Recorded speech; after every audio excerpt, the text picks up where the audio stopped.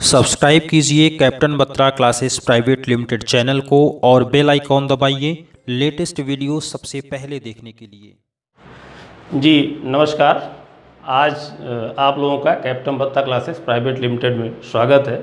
आज हम भारतीय इतिहास के बारे में चर्चा करेंगे। भारतीय इतिहास का जो विषय है उसको हम लोग 3 भागों में अध्ययन करके बांट करके इसका अध्ययन करते हैं। इसको आप इस तरीके से देख सकते हैं। जैसे भारतीय इतिहास है तो भारतीय इतिहास को 3 कालखंडों में विभाजित किया गया है, जिसे हम लोग प्राचीन काल, मध्यकाल या आधुनिक काल 3 भागों में बांटते हैं। अब इनको बांटने के पहले हम थोड़ा सा इतिहास की चर्चा करना चाहते हैं। इतिहास है क्या, इतिहास कहते किसे हैं, इतिहास की परिभाषा क्या है।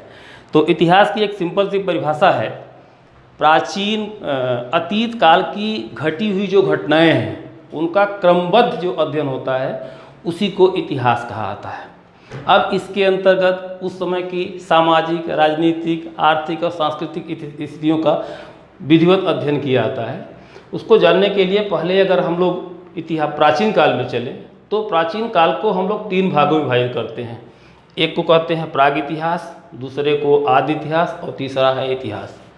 प्राग इतिहास उस कालखंड को कहते हैं जब मानव को लिखने पढ़ने का कोई ज्ञान नहीं था, अर्थात मानव पूरी तरह से असभ्य था।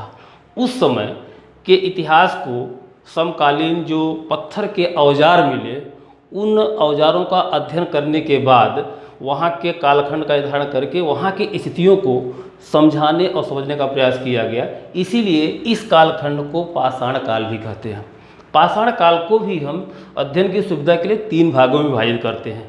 एक है पुरापाषाण काल, दूसरा है मध्य पाषाण काल और तीसरा है नवपाषाण काल। पुरापाषाण काल को भी हम 3 भागों में विभाजित करते हैं, जिसे पूर्व पुरापाषाण काल, मध्य पुरापाषाण काल और उच्च पुरापाषाण काल कहते हैं। अब इसको विभाजित करने के लिए जैसे पूर्व पुरापाषाण काल के जो मानव थे वो पूरी तरह से असभ्य थे, जंगलों में रहते थे। उनको जो है खाने पीने का या स्वयं की आवश्यकता की जो वस्तुएं थी उसका एकत्रित करने का उनके पास कोई ज्ञान नहीं था। वे पूरी तरह से प्रकृति पर निर्भर थे, अर्थात उसको आप कह सकते हैं कि वे सिर्फ और सिर्फ उपभोक्ता वर्ग थे। उनको उत्पादन का कोई ज्ञान नहीं था। ये कालखंड लंबे समय तक चला। तो उस समय के जो नेचर में, प्रकृति में जो बड़े बड़े पत्थर के औजार हुआ करते थे उनको वे लोग जो है उठा करके ग्रुप में जंगली जानवरों पर, पशुओं पर फेंकते थे और उन्हीं पशुओं का वो शिकार करते थे। ये कालखंड लंबे समय तक चला। इतिहास में इसको लगभग जो है 40 से 50 हज़ार साल तक का कालखंड माना जाता है। उसके बाद लोगों की जब समझ विकसित हुई, प्रकृति में परिवर्तन हुआ, तो लोगों ने अपनी सुविधा अनुसार उन पत्थर के औजारों को थोड़ा सा शेप देना, आकार देना शुरू किया और छोटे छोटे आकार में उन पत्थर के औजारों को अपने उपयोग में लाते हुए वे जंगली पशुओं का शिकार करने लगे और उससे अपना भरण पोषण करने लगे। यह कालखंड भी लगभग 10 से 15 वर्ष तक चला। तो इस तरीके से अगर आप देखें कि जो पूर्व पाषाण काल है या जो मध्य पाषाण काल है, इसमें मानव पूरी तरह से प्रकृति पर ही निर्भर था। वह उत्पादन की प्रक्रियाओं से बिल्कुल परिचित नहीं था। इसमें जो अंतर आया पूर्व पाषाण काल और मध्य पाषाण काल में, पूर्व पाषाण काल में लोग पत्थर के बड़े बड़े टुकड़ों का प्रयोग करते थे, लेकिन मध्य पाषाण काल तक आते आते उन लोगों ने पत्थर के बड़े बड़े टुकड़ों को शेप दे करके उसका आकार छोटा किया और उसका फिर दैनिक जीवन में उपयोग किया। उसके बाद आता है उच्च पाषाण काल, जिसे हम लोग जो है उच्च पाषाण काल कहते हैं। इसमें लोगों में जो है थोड़ा सा अस्थायी रूप से बसने और कृषि कार्य करने की प्रक्रिया प्रारंभ हुई। और इतिहास क्रम में अगर देखा जाए तो कृषि एवं पशुपालन के साक्ष्य यहाँ से मिलने प्रारंभ होते हैं। इसीलिए इतिहासकारों ने कहा कि उच्च पाषाण काल के जो मानव थे अब वे उत्पादक वर्ग में आ गए। पूर्व पाषाण काल, मध्य पाषाण के जो मानव थे वो पूरी तरह से क्या थे, उपभोक्ता वर्ग के अंतर्गत आते थे। लेकिन उच्च पाषाण काल में अब लोग जो है उत्पादक वर्ग में आ गए। इसका मतलब है थोड़ा बहुत जो है उत्पादन कार्य भी करना शुरू कर दिए और वे अपने आसपास के क्षेत्रों को उन्होंने जो है साफ करके वहाँ पर रहने लायक बनाया, छोटी छोटी झोपड़ियाँ बनाई और उसके आसपास में निवास भी करने लगे। यह कालखंड भी लंबे समय तक चला। करीब 5000-6000 साल के बाद इसमें और भी प्रगति हुई, जिसे हम लोग मध्य पाषाण काल के अंतर्गत रखते हैं। मध्य पाषाण काल का जो पीरियड है, इसमें मानव अब अस्थायी रूप से निवास करना प्रारंभ कर दिया और इसमें जो है कृषि के भी साक्ष्य मिलने प्रारंभ हो गए। मेहरगढ़ जो कि बलूचिस्तान में पड़ता है, यहाँ से जो है मेहरगढ़ है जो बलूचिस्तान में पड़ता है, वर्तमान पाकिस्तान में है। यहाँ से कृषि के प्रारंभिक साक्ष्य प्राप्त होते हैं।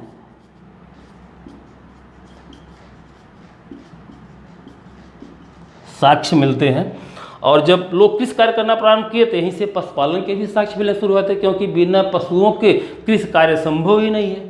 उसके बाद नवपाषाण काल में यह प्रक्रिया और तेज हुई। लोग अस्थायी रूप से निवास करना प्रारंभ किए, जहां बसे उसके आसपास के जंगली भूमों को साफ किया, उसे कृषि योग्य बनाया। जब कृषि योग्य बनाया तो यहीं पर प्रतिस्पर्धा शुरू हुई और जब प्रतिस्पर्धा शुरू हुई तो युद्ध की प्रक्रिया भी यहीं से प्रारंभ हो गई। अब युद्ध लड़ने के लिए, युद्ध जीतने के लिए लोगों ने जो है पत्थर के हथियारों को बनाया और आपस में वे जो है संघर्ष करना शुरू कर दिए। तो इस प्रकार से जो प्राचीन भारत का इतिहास है यहाँ पर जो है समाप्त होता है। और प्राचीन, हालांकि नवपाषाण काल का जो पीरियड है 5000-6000 साल का तक माना जाता है, लगभग जो है 3500-4000 साल ईसा पूर्व तक आते आते अब आदि इतिहास की शुरुआत होती है। तो अब हम आदि इतिहास की अगर चर्चा करें तो आदि इतिहास उस काल या खंड को कहा जाता है जब मानव के पास पढ़ने लिखने का ज्ञान भी हो गया, मानव ने लिखना पढ़ना भी सीख लिया, खुदाइयों में उसके लिपि भी मिली, लेकिन आज तक उस लिपि को पढ़ा नहीं जा सका है। इस कालखंड को, अर्थात अगर आदि इतिहास को परिभाषित करना है तो इस तरीके से इसकी परिभाषा दी जा सकती है कि आदि इतिहास काल उस काल को कहा जाता है जब मानव पढ़ना लिखना तो सीख गया था और उसके संदर्भ में वर्तमान में उसकी लिपियां भी मिली हैं, लेकिन उसे आज तक पढ़ा नहीं गया है। इसको हम आदि इतिहास के अंतर्गत रखते हैं। और आदि इतिहास के अंतर्गत जो महत्वपूर्ण विषय आएगा वो है सिंधु घाटी की सभ्यता, जिसे हम हड़प्पा सभ्यता भी कहते हैं। तो सिंधु घाटी सभ्यता, हड़प्पा सभ्यता को अगर समझना है तो इसको हमको देखना पड़ेगा कि इसके प्रमुख स्रोत क्या हो सकते हैं। तो अभी हम जो है सिंधु घाटी सभ्यता पर थोड़ा चर्चा करेंगे।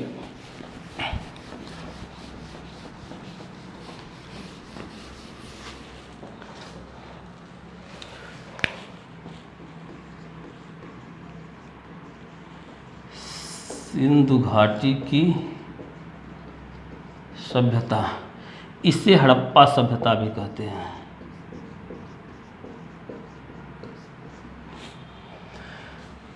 इसे बोलते हैं इंडस वैली सिविलाइजेशन।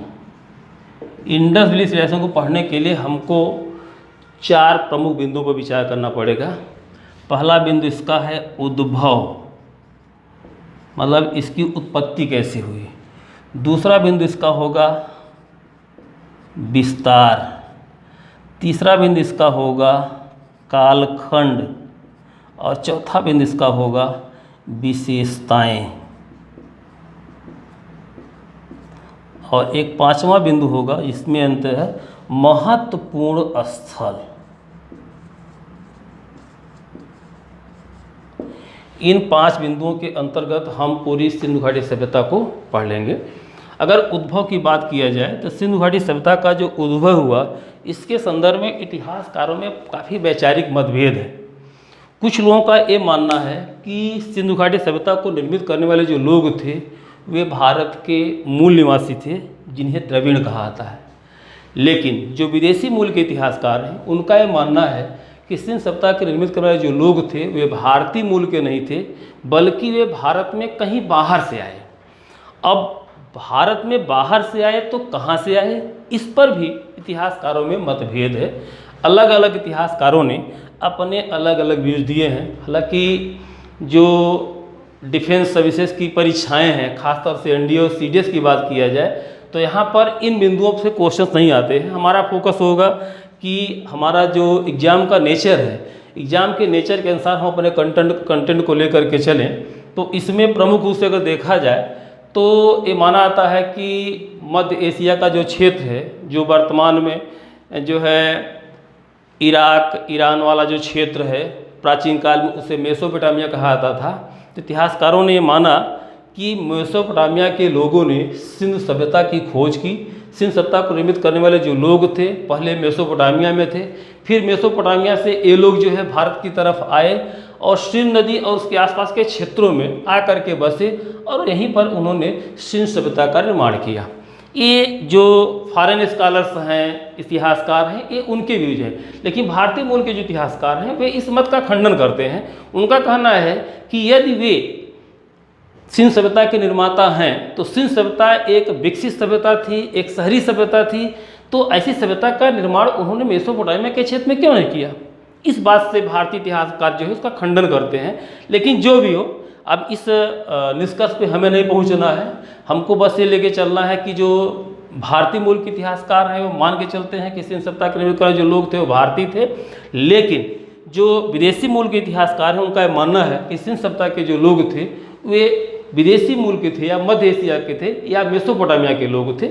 और भी तमाम लोगों के जो व्यूज हैं उनको हमको इसी आधार पे उनकी बात को रख देना है, लेकिन हमको इसमें नहीं जाना है कि कौन लोग सही हैं कौन गलत है। यहाँ सही गलत का प्रश्न ही नहीं है। अब हम इसके विस्तार की बात करते हैं। अगर सिंध सभ्यता के विस्तार की बात किया जाए तो इसको थोड़ा सा मैप के माध्यम से देखा जाए। जैसे भारत का जो क्षेत्र है और ये सिंध नदी है आकर के यहाँ पे जो है गिरती हैं। सिंध नदी और उसकी जो सहायक नदियाँ हैं इसके आसपास के क्षेत्रों में तमाम जैसे स्थल आए, उन्हीं स्थलों में ये चीज़ें निकल कर के आई कि ये जो है इनका विस्तार कहाँ से कहाँ तक रहा होगा। तो अगर इसमें देखा जाए तो इस सभ्यता का जो, अगर इसको नॉर्थ, साउथ, ईस्ट और वेस्ट में डिवाइड किया जाए तो सिंध सभ्यता का जो विस्तार था उत्तर में था, ये मांडा जम्मू और कश्मीर में पड़ता है, यहाँ तक था। इसका जो दक्षिणी विस्तार था वो दैमाबाद था, जो महाराष्ट्र और जो है गुजरात की सीमा पर नर्मदा नदी के तट पे पड़ता है। इसकी जो पश्चिमी सीमा थी वो थी सूतकांगेडोर, जो वर्तमान पाकिस्तान में पड़ता है। इसकी जो पूर्वी सीमा थी ये थी आलमगीरपुर जो यूपी में पड़ता है, मेरठ के आसपास पड़ता है। तो ये इसका सीमा विस्तार था। इस तरीके का इसको देखा जाए तो ये जो क्षेत्र है लगभग इस तरीके से आता है, ऐसे इस तरीके से देखा जाए। क्वेश्चन इस पर बनता है कि त्रिभुज सब जो सिंधुगाड़ी सभ्यता थी वो किस आकार में बसी हुई थी। तो एक क्वेश्चन बनता है त्रिभुज जो सिंधु सभ्यता थी वो त्रिभुज के आकार में बसी हुई थी, त्रिभुजाकार में। इसकी जो पूर्वी, पश्चिमी, उत्तर, दक्षिण सीमाएं थी इस तरीके से आप देख सकते हैं। जो पश्चिमी सीमा थी वो सूतकांगेडो वर्तमान बलूचिस्तान प्रांत पाकिस्तान में पड़ता है। इसकी जो उत्तरी सीमा थी वर्तमान जम्मू कश्मीर राज्य मांडा क्षेत्र पड़ता है। जो इसकी पूर्वी सीमा थी आलमगीरपुर तक उत्तर प्रदेश में मेरठ जिले के आसपास पड़ता है। और जो इसकी दक्षिणी सीमा थी वो दैमाबाद नर्मदा नदी के तट पर जहाँ गुजरात और महाराष्ट्र की सीमा पड़ती है वहाँ तक था। इस तरीके से इसका विस्तार था। यहाँ तक सिंध सभ्यता के स्थल पाए गए हैं। चूँकि सिंध सभ्यता का विस्तार इन आधारों पर किया गया है कि पुरातात्विक स्रोतों के द्वारा जहाँ से जो प्रमुख स्थल पाए गए उन्हीं स्थलों के आधार पर, उन्हीं स्थलों का अध्ययन करने के बाद उसकी सीमा का निर्धारण किया गया। तो ये इसका विस्तार हो गया। अगर इसके कालखंड की बात किया जाए, हो गया। हाँ, आगे अब हम लोग जो है इसके टाइम पीरियड के बारे में देखते हैं कि सिंध सभ्यता का जो टाइम पीरियड था वो कब से कब तक था। इसके विषय में भी इतिहासकारों में काफ़ी मतभेद है। इतिहासकारों का जो व्यू है वो अलग अलग है। सर जॉन मार्शल जो विदेशी इतिहासकार हैं, भारत में वे भारतीय पुरातत्व विभाग के डायरेक्टर भी थे, तो उन्होंने 3250 से 2750 ईसा पूर्व इसका कालखंड माना। व्हीलर महोदय हैं जिन्होंने 2800 से 2500 ईसा पूर्व माना। और जो कार्बन डेटिंग पद्धति है उसके अनुसार 2350 से 1750 ईसा पूर्व माना आता है। इस प्रकार से अलग अलग इतिहासकारों ने अलग अलग इसका टाइम पीरियड बताया है। लेकिन एक बात सबकी कॉमन है, जो ये है कि कोई भी इतिहासकार ऐसा नहीं है जो ये कहे कि सिंधुगाड़ी सभ्यता का जो टाइम पीरियड है वह 3500 BC और 1500 BC इसके बाद या इसके पहले का है। कुल मिलाकर के हमें कह सकते हैं कि सिंधु घाटी सभ्यता का जो कालखंड था वह 3500 BC से 1500 BC के बीच का है। अब इसी के संदर्भ में इतिहासकारों का मानना है कि सिंधु सभ्यता जो थी वो लगभग 2000 साल अस्तित्व में थी, और 2000 साल अगर देखा जाए तो 3500 BC से 1500 BC के अंतर्गत ये स्पष्ट आता है कि इसका कालखंड इसके अंतर्गत रहा होगा। अब अलग अलग इतिहासकारों ने अपने जो अलग अलग व्यूज दिए हैं, उनमें किसी ने 3250 से 2750, किसी ने जो है 3200 से 2800, किसी ने जो है 2800 से 2500, किसी ने जो है 2350 से 1750 कार्बन डेटिंग सिस्टम के आधार पर, किसी ने जो है 2200 से लेकर के 1700 BC के बीच बताया है। हमको इसमें नहीं जाना है, हमको ये देखना है कि इसका जो टाइम पीरियड है वो 3500 BC से 1500 BC के बीच माना जाता है।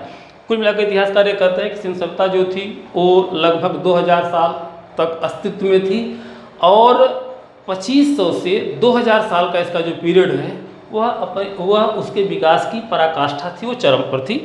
जिस समय हड़प्पा, मोहनजोदड़ो, चंदूहड़ो, लोथल, कालीबंगा जैसे जो नगर थे वो विकसित हुए थे। अब इसमें अगर देखा जाए तो टाइम में ये चीज़ें हमको स्पष्ट देखना पड़ेगा। जो क्वेश्चंस भी आते हैं इस तरीके से नहीं आते, क्योंकि देखिए जो क्वेश्चंस भी आएंगे सबको पता है कि जिस विषय पर मतभेद है वहाँ पे कोई स्पष्ट मतलब टाइम पीरियड आपसे पूछा भी नहीं जाएगा। उस प्रकार से उसमें ऑप्शन दिए रहेंगे। जैसे मान ली दे दिया कि जॉन मार्शल के अनुसार, ये आपको याद करना पड़ेगा कि जॉन मार्शल के अनुसार 3250 से 2750। अगर व्हीलर की बात आएगी तो 2700 से लेकर 2500 BC। डीपी सर की अगर आएगी तो 2200 से लेकर के जो है 1800। और कार्बन डेटिंग जो सबसे ऑथेंटिक बनाता है, जो कार्बन 14 सिस्टम के आधार पे निर्धारित किया गया है, वो 2350 से 1750। कोई भी इतिहास का ऐसा नहीं है जो कहे कि सिंधु घाटी सभ्यता 3500 BC से पहले से चली आ रही है, या कोई इतिहासकार ऐसा आपको नहीं मिलेगा कहीं पर भी कि जो बताया कि सिंधु घाटी सभ्यता का जो टाइम पीरियड था वह 1500 BC के आगे भी था, इसी के बीच का है। तो इस तरीके से इसके कालखंड का निर्धारण आप कर सकते हैं। अब विशेषता आती है। देखिए जो क्वेश्चंस आजकल आ रहे हैं, जो डिफेंस की परीक्षाएं, NDA, CDS, CPF की जो परीक्षाएं हैं, इसके GS का जो पार्ट है उसमें जो क्वेश्चंस आ रहे हैं, हालांकि एंशिएंट का पार्ट बहुत कम होता चला जा रहा है, लेकिन उस पर भी कभी कभी जो क्वेश्चन बनते हैं तो ये जो क्वेश्चन बनेंगे वो बनेंगे उसकी विशेषता पर कि सिंधु घाटी सभ्यता की प्रमुख विशेषता क्या थी। तो अगर विशेषता की बात किया जाए तो इसको भी कई रूप में हम डिफाइड कर सकते हैं। जैसे सिंधु घाटी सभ्यता की जो प्रमुख विशेषता थी वो था नगरीकरण। आपको भी पता होगा कि विश्व में सर्वप्रथम जो नगरीकरण हुआ था वह सिंधु घाटी सभ्यता में हुआ था। सिंधु घाटी सभ्यता के पहले कहीं से भी ऐसे कोई साक्ष्य नहीं मिलते जहाँ से नगरीकरण के कोई साक्ष्य मिले हो, कोई अवशेष मिला हो। तो जो पहली इसकी विशेषता है वो है नगरीकरण। जो दूसरी इसकी प्रमुख विशेषता है वो है ग्रिड पैटर्न पर नगरों का निर्माण किया जाना। जो तीसरी इसकी विशेषता है वो ये है वहाँ पर सड़कों का जाल। जो सड़कें थी वो एक दूसरे को समकोण पर काटते थी। सड़कें दो प्रकार की थी, एक तो राजमार्ग थे जो हाईवे जिसे हम कहते हैं, जो आपस में पूरे नगर को मतलब जो है 4 भागों में विभाजित करते थे, और जो बाकी जो सहायक सड़कें थी जो गलियों की तरफ होती थी, जिनकी चौड़ाई कम हुआ करती थी, ठीक है। और उसके साथ साथ इसमें जो सिंधु घाटी सभ्यता के जो नगर थे वो आयताकार या वर्गाकार बसे हुए थे। जो नगरों के जो भवन बने हुए थे उनके जो दरवाजे मुख्य सड़क की ओर न खुल करके गलियों की ओर खुलते थे। लेकिन इसमें कुछ अपवाद हैं, जैसे लोथल एक ऐसा स्थल है जहाँ पर जो नगरों के दरवाजे थे वो गलियों की ओर न खुल करके जो है मुख्य सड़क की ओर खुला करते थे। तो ये टर्निंग पॉइंट है, यहाँ से क्वेश्चन बन सकता है कि सिंधु घाटी सभ्यता में कौन सा ऐसा क्षेत्र है जहाँ पर घरों के दरवाजे मुख्य मतलब जो है गलियों की ओर न खुल करके जो है मुख्य सड़क की ओर खुला करते थे। तो उसमें आपका लोथल आ जाएगा। बाकी जितने भी स्थल हैं हर जगह जो भवनों के दरवाजे थे मुख्य सड़क की ओर नहीं खुलते थे, वो गलियों की ओर खुला करते थे। और उसके साथ साथ इसकी जो विशेषता है, सिंधु घाटी सभ्यता की जो विशेषता है, इसमें जैसे सिंधु घाटी सभ्यता को हम लोग नाम देते हैं यह कांस्य युगीन सभ्यता थी। सिंधु घाटी सभ्यता को बोलते हैं कांस्य युगीन सभ्यता। मतलब यहाँ पर लोगों के दैनिक जीवन में कांसे का उपयोग किया जाता था। कांसा मतलब टिन और तांबा को मिला करके एक धातु बनाई जाती थी जिसे कांसा कहते थे, कांसे ब्रॉन्ज बोलते थे। इसे जो है ब्रॉन्ज एज सिविलाइजेशन भी कहते हैं। और सिंध सभ्यता के विभिन्न स्थलों से खुदाइयों में जो कुछ छोटे छोटे उपकरण मिले हुए हैं वो सारे के सारे कांसे के बने हुए हैं। तो यह भी इसकी एक विशेषता के रूप में आता है। दूसरी जो विशेषता थी वो था कि वहाँ के लोगों को लोहे का ज्ञान नहीं था, लोहे का ज्ञान नहीं था। यह महत्वपूर्ण विशेषता थी। मतलब पहली विशेषता कांस्ययुगीन, दूसरी विशेषता लोहे का ज्ञान नहीं था, और तीसरा जो था पशुओं पर पूछा जाता है कि यहाँ के लोगों को घोड़े का ज्ञान नहीं था, घोड़े का ज्ञान नहीं था। ये तीनों क्वेश्चन बनते हैं। सिंधु घाटी सभ्यता को या कांस्ययुगीन सभ्यता की सभ्यता कहते हैं, या सिंधु घाटी सभ्यता के लोगों को किस धातु का ज्ञान नहीं था या किस धातु से परिचित नहीं थे, या सिंधु सभ्यता के जो लोग थे वो किस पशु से परिचित नहीं थे। तो ये तीन महत्वपूर्ण विशेषता हो गई। एक विशेषता हमने पहले आपको बता दिया था, नगरीकरण, ये पहले आपको मैंने बता दिया था। तो इस तरीके से नगरीकरण, कांस्ययुगीन सभ्यता, लोहे का ज्ञान नहीं था, घोड़े का ज्ञान नहीं था, यह सिंधु घाटी सभ्यता की प्रमुख विशेषताओं के अंतर्गत आता है। और अगर विशेषता की बात किया जाए तो वहाँ पर जो नगर थे, जो नगरों का विस्तार हुआ था, उनको जाल के आकार में बसाया गया था। जाल के आकार मतलब अगर आप देखें, जैसे ये चीज़ें हैं, अगर इस तरीके से नगर बसे हुए हैं तो अगर दूर से देखेंगे तो एक नेट शेप दिखाई पड़ता है। तो इसे कहा था कि सिंधु सभ्यता के जो नगर थे वो ग्रिड पैटर्न पर नेट शेप में या जाल के आकार में बसाए गए थे, अर्थात वे या तो वर्गाकार थे या तो आयताकार थे। और उसके साथ साथ इनकी जो विशेषता, उसमें जो बने हुए भवन थे, भवनों की अगर विशेषता की बात किया जाए तो भवनों के संदर्भ में कहा जाता है कि उस समय जो है बहुमंजिला इमारतें बना मतलब रही होंगी, क्योंकि कहीं से कुछ स्थानों से कुछ सीढ़ी के साक्ष्य मिले हुए हैं। इस आधार पर इतिहासकारों ने कहा कि वहाँ पर जो है मल्टी स्टोरी बिल्डिंग लोग बनाते रहे होंगे।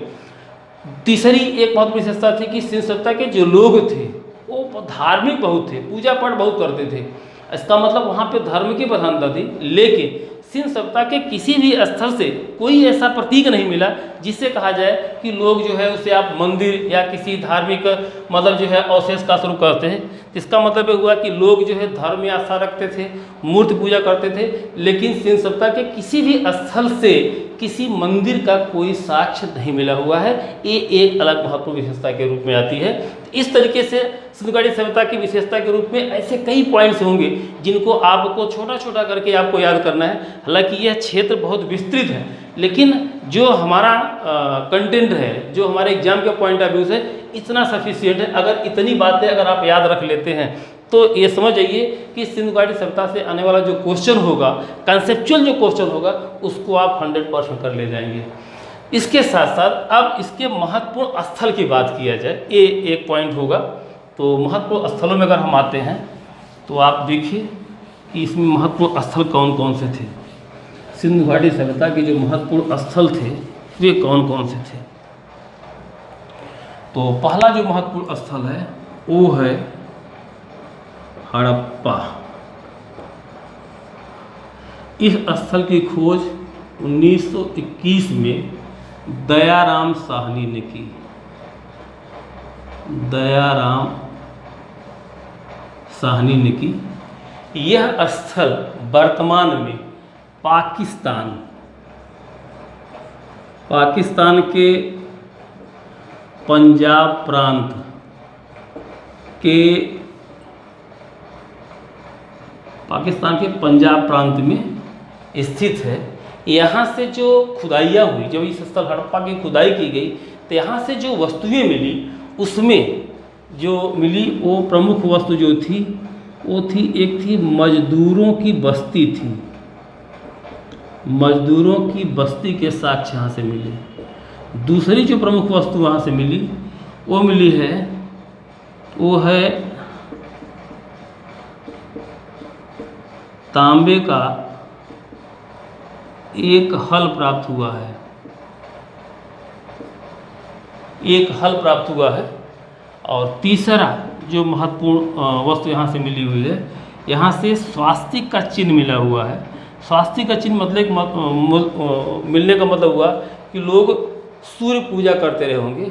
तो कभी कभी ये क्वेश्चन पूछा जाता है कि स्वास्तिक का चिन्ह सिंध सभ्यता के किस स्थल से मिला हुआ है, या मजदूरों की बस्ती कहाँ से मिली हुई है, या तांबे का जो हल है वो सिंध सभ्यता के किस स्थल से प्राप्त हुआ है। तो वो तीनों चीज़ें हड़प्पा से आती हैं। और एक या तो इस पर इसकी खोज कब हुई, इसकी खुदाई किसने कराई, इस पे 2-3-4 क्वेश्चन से फैक्चुअल बनते हैं। अगर आप इसमें देखें तो हड़प्पा से ये 3 पॉइंट आते हैं। और दूसरा जो महत्वपूर्ण स्थल है वो है मोहनजोदड़ो। दूसरा जो स्थल है वो है मोहनजोदड़ो।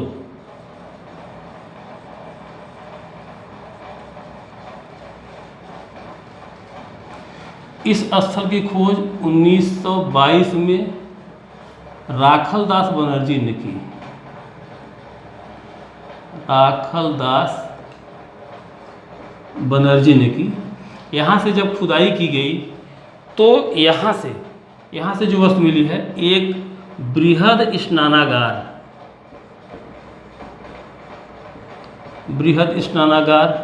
दूसरा है एक बृहद अन्नागार, और तीसरी जो महत्वपूर्ण वस्तु मिली है वो कांसे की नर्तकी की मूर्ति। कांसे की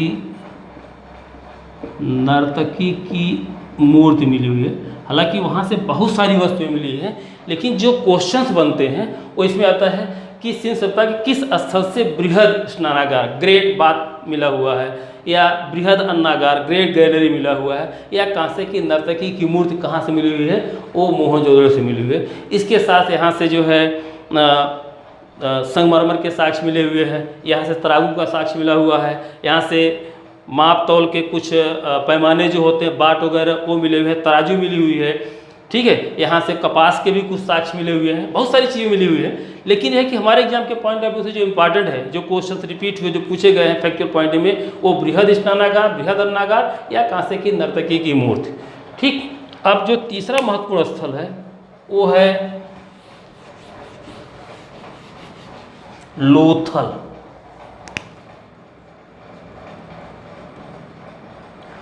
लोथल, इस स्थल की खोज 1963 में की गई। हालांकि 1953 से 1963 के बीच माना आता है, इसको आप ऐसे कर सकते हैं 1953 से 1963, क्योंकि इसकी 10 वर्ष तक खुदाई हुई थी। इसकी जो खोज हुई थी वो S.R. राव ने किया था। S.R. राव ने किया था। यह स्थल गुजरात राज्य में स्थित है। लोथल एक बंदरगाह था, इसे बंदरगाह नगर भी कहते हैं, जिसे हम लोग डॉकयार्ड कहते हैं। इसका मतलब हुआ कि यहाँ से सिंध सभ्यता का विदेशी व्यापार संचालित होता है। यहाँ से एक्सपोर्ट और इंपोर्ट मतलब आयात निर्यात होता था।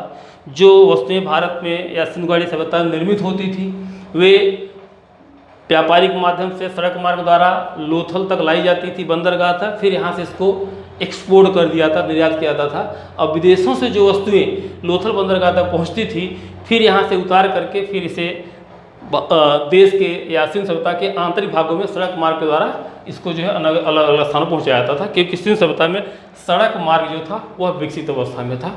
तो लोथल से एक महत्वपूर्ण विशेषता मिली कि यहाँ से बंदरगाह के साक्ष्य मिले हुए हैं। लोथल गाह से एक अलग विशेषता, यहाँ से चावल के साक्ष्य मिले हैं। महत्वपूर्ण पॉइंट यहाँ पर है, चावल के साक्ष्य यहाँ से मिले हुए हैं। यहीं से रंगाई के साक्ष्य मिले हुए हैं। ये कुछ विशेषताएं हैं लोथल के संदर्भ में। क्वेश्चन पूछा था बंदरगाह के साक्ष्य कहाँ से मिले हुए हैं, चावल के साक्ष्य सिंध सभ्यता के साथ मिला हुआ है, या रंगने का साक्ष्य, रंगाई का साक्ष्य सिंध सभ्यता के साथ मिला हुआ है, वो लोथल है। और जो चौथा महत्वपूर्ण स्थल है वो है कालीबंगा।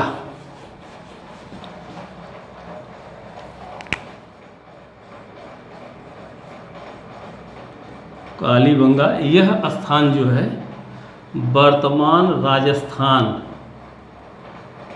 के गंगानगर जिले में स्थित है। गंगानगर जिले में स्थित है। कालीबंगा इसका नाम इसे पड़ा क्योंकि यहाँ से काले रंग की चूड़ियाँ पाई गई, ब्लैक बैंगल जिसे कहते हैं, काले रंग की चूड़ियाँ यहाँ से पाई गई हैं। इसीलिए इसे कालीबंगा कहा गया है। और कालीबंगा एक ऐसा स्थल है जहाँ पर हड़प्पा पूर्व सभ्यता के साथ, महत्वपूर्ण पॉइंट ये है कि कालीबंगा से हड़प्पा पूर्व सभ्यता के साक्ष्य यहाँ से मिले हुए हैं। और यही एक ऐसा स्थल है जहाँ पर हड़प्पा के बाद के भी साक्ष्य यहाँ से मिलते हैं। तो ये 2-3 पॉइंट से बहुत महत्वपूर्ण होता है। कालीबंगा जो है कहाँ पर है? कालीबंगा राजस्थान गंगानगर जिले में स्थित है। यहाँ से काले रंग की चूड़ियाँ प्राप्त हुई हैं। और सिंध सभ्यता का यही एक स्थल है जहाँ पर हड़प्पा पूर्व या हड़प्पा के पहले के संस्कृति के अवशेष यहाँ से मिले हुए हैं। और एक स्थल है बनावली। बनावली यह हरियाणा राज्य में है, हरियाणा राज्य में है।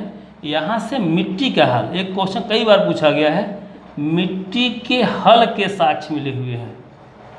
मिट्टी के हल के साक्ष्य इस स्थल से मिले हुए हैं। हालांकि अगर सिंध सभ्यता की बात किया जाए तो आज तक करीब जो हजारों की संख्या में स्थल प्रकाश में आए हैं, उनमें से करीब 400-500 स्थलों की खुदाई भी हो चुकी है जहां से विभिन्न प्रकार की वस्तुएं प्राप्त हुई है।